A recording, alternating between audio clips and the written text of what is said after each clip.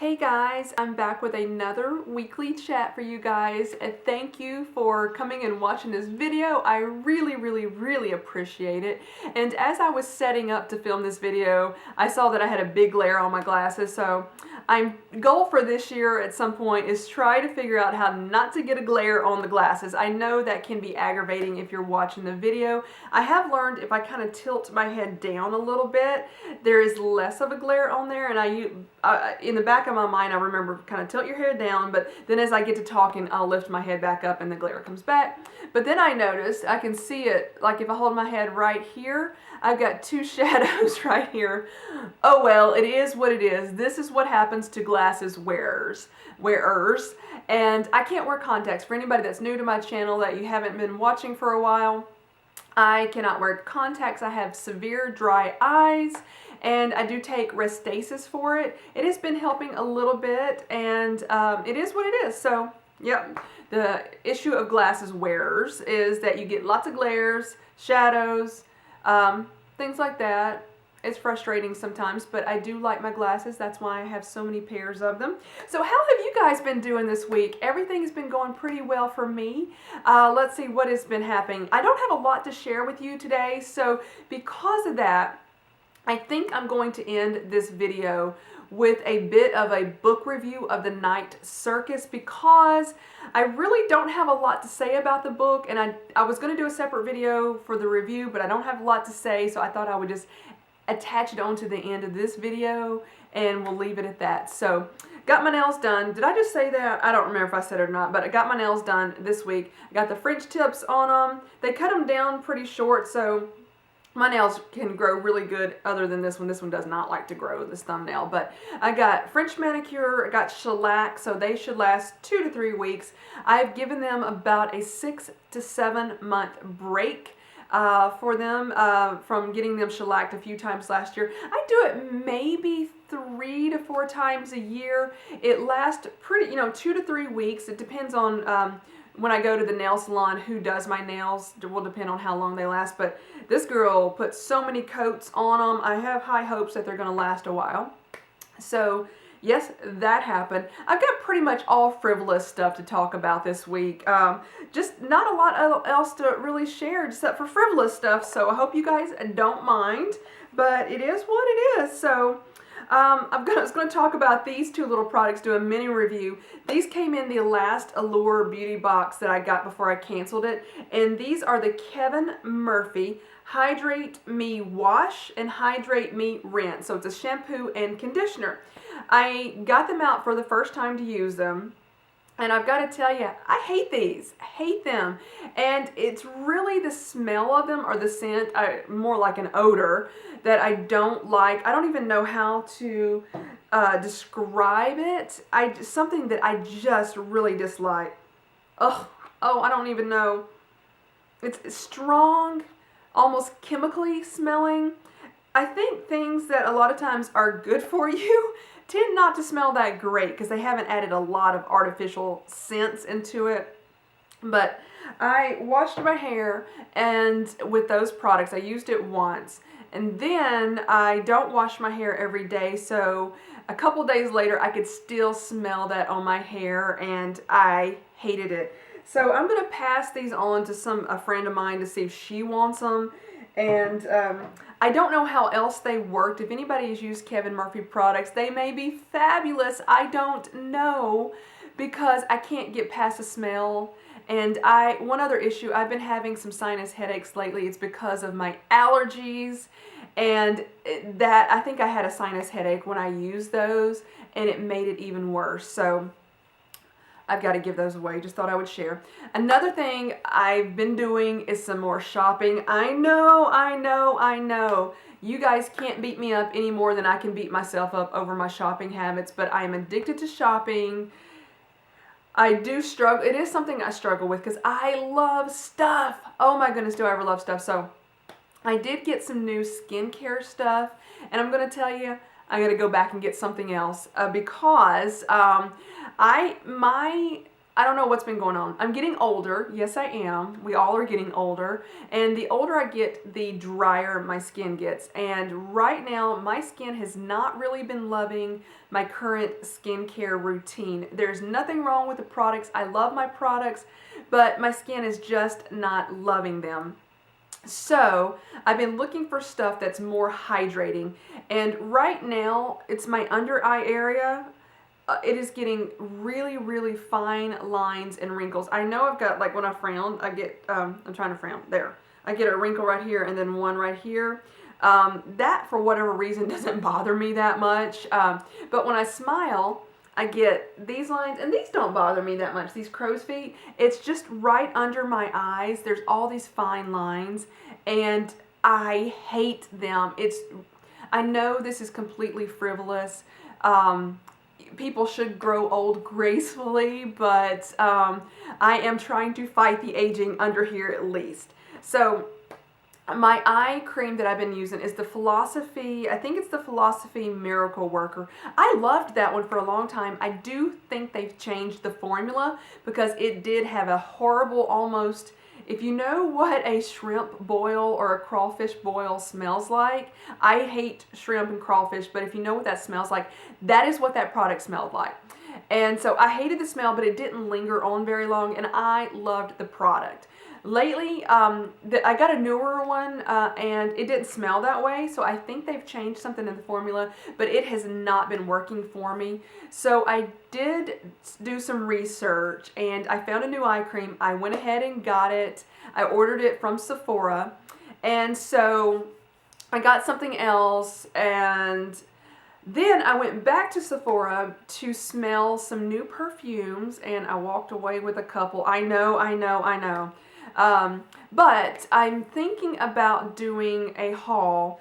Well, there's going to be a Sephora VIB sale coming up sometime in April. So what I'm thinking I'm going to do, I know I'm going to order some more stuff during that sale. So I think I'm just going to do one big haul later, and that way I can at least tell you more about the products that I currently have and let you know if they're working for me. But I do want to share one other thing. I've got the paper. I went and got a sample of this, and it's the Peter Thomas Roth 24 karat gold pure luxury lift and firm Hydra gel eye patches, and it says leaves the eye area looking smooth, revitalized, and radiant. So I smacked those things. I got a free sample. They did give me 2, but it's funny, the guy gave me 2 for the left eye and not one of each, but that's cool. I was thrilled to get 2 of them. So I smacked them on there, and I tried to have to kind of work this one in a little bit better. Left them on about 15 minutes, and I've got to tell you, my eyes in that 15 minutes, this lower part improved, I would say 50 to 70%. I was just like, I didn't believe they would work, and they worked. I don't believe they're going to be permanent. I don't know how long they'll last because I've already kind of went and looked in the mirror. And but anyway, they worked immediately, and even if it's not permanent, it is something that I thoroughly enjoyed. So I'm telling you right now, I'm going to go back and get those probably tomorrow, or I may just order them. I don't know. I really want them now, so if I go to Sephora, I can have instant gratification or instant satisfaction, whatever. But if I order them, I can use eBay. I don't know, but they'll be here in a few days. So regardless, I'm going to go get these. They were that good. I'm going to try to do a quick book review right now of The Night Circus by Erin Morgenstern. Number one, let me just put it out there, I disliked this book so much. It was so difficult for me to get through with it because I hated the book. I'm just going to get it out there. I hated this book. It is a fantasy genre, I would say, and I hate fantasy books, just not up my alley or my lane. It's not my cup of tea. I know some people love them. I dislike them. And just on a side note, I don't like dystopian books either. So this book had quote-unquote real magic in it, and that's one reason I didn't really like it. So the magicians did illusions, but they were real and not just an illusion, but people believed they were illusions.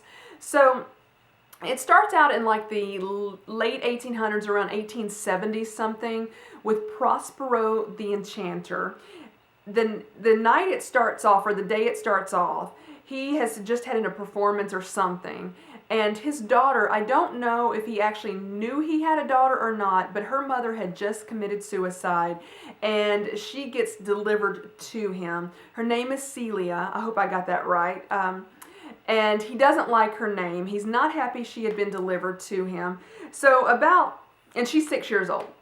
About a week after he meets her, he has a performance, and he invites a man named Alexander. Alexander is usually referred to in the book as the man in the gray suit. But his name is Alexander, or at least that is the name that Prospero the Enchanter. Prospero is Celia's father. His name is Hector Bowen, but he goes by Prospero the Enchanter. So he invites the man in the gray suit, or Alexander, to one of his performances. So after the performance is over, the man in the gray suit comes and meets Celia. And so these two start some sort of wager or competition where they're going to pair two students together in some sort of competition. So Hector uses his daughter, and she has no choice in the matter whatsoever. And then later Alexander goes to an orphanage and picks a child out of the orphanage that he is going to have in competition with Celia. So there are two rings that are given. Hector gives a ring to Alexander to put on whoever student that he chooses of his choosing, and the man Alexander gives a ring for Hector to put on Celia's finger. And I don't know if it goes on her right hand or left hand. I don't remember.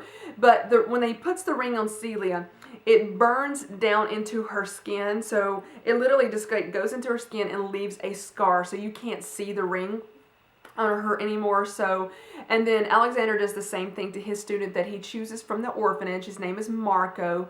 So the book kind of goes back and forth where each one of the teachers is training their students in the art of magic, and they have definitely different ways of training. Basically, Hector just tortures Celia, in my opinion. At several different points in the book, he cuts her fingers and then forces her to heal herself from these cuts. And so that's the way he trains her. So basically, in my opinion, he tortured his daughter. And I didn't like that whatsoever in the book. So as these Marco and Celia become adults, another part comes into the book, and this is where kind of the circus comes in. So there's a man named Chandrish, and he wants to have this circus called the night, and they call it the night circus, where it opens up at dusk and then closes at dawn. So as soon as it gets dark, that's kind of when it opens up. And so he starts the circus, and he has Marco actually goes and works for him. And then Celia does an interview for the magicians or the illusionist job at the circus, and she ends up winning.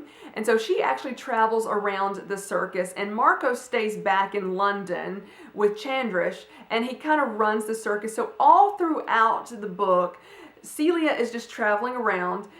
She does meet Marco the day she interviews, but she meets him at different times throughout the book. And so this is where I got so confused with the book. They are doing magic throughout the circus thing, and all of the people that are involved in the circus basically almost stop aging whatsoever. And it goes on for 30 years, and they're realizing nobody is really getting older except for two children who were born on the opening night of the circus. I forgot what their actual names are, but in the book they just somehow ended up with nicknames of Widget and Poppet. It was a boy and girl twins. And so they are the only ones that actually grow and get older throughout the storyline, where everybody else just kind of looks the same for about 30 years. And so magic keeps different things going on.